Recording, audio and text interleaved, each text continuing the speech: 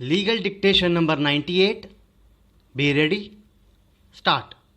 Shri P. N. Saxena, Learned Counsel for the Appellants, contends that the procedure adopted by the two professors in declaring the result on a manual check of the OMR sheets is in contravention of the mode prescribed, which should have been done by the computer center through a scanner.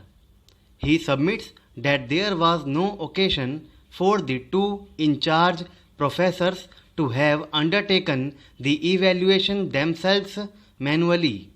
He further submits not only this, the manner in which there has been a substantial change in marks of one of the students and few minor changes in the case of 6 other students raises a serious suspicion and a genuine doubt about the conduct of the two professors who undertook the exercise of change of answer sheets manually.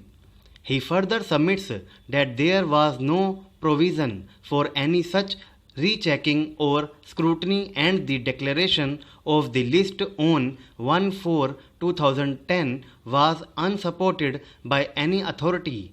It has further contended that the learned single judge committed an error by accepting the submissions made by the respondents, which was directly in conflict with the relief claimed by them. He submits that the respondents had clearly cautioned the correctness of the subsequent list and had prayed for admissions being made on the basis of the first list published on 19/2/2010. Accordingly, it is submitted that the learned single judge ought not to have granted the relief as prayed for.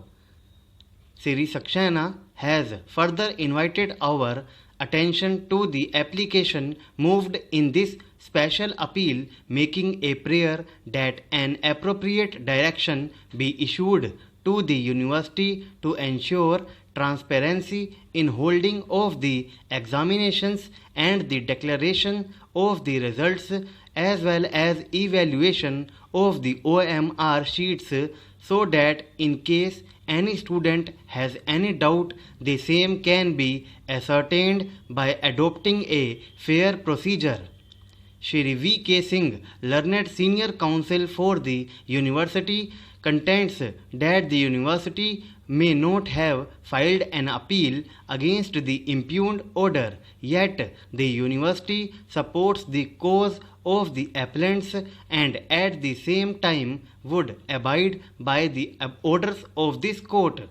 He, however, takes exception to the finding and observations that there were made the learned single judge on the steps taken by the Vice Chancellor, and he submits that the Vice Chancellor, in order to ensure fairness, had taken a decision to cancel the examinations on the asking of the candidates themselves.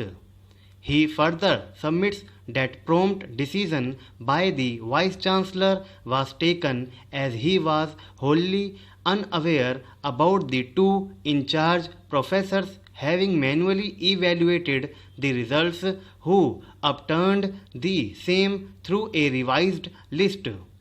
He further informs the court that the Vice Chancellor was not made aware of any such action being taken by the two professors, and they did it on their own without any authority.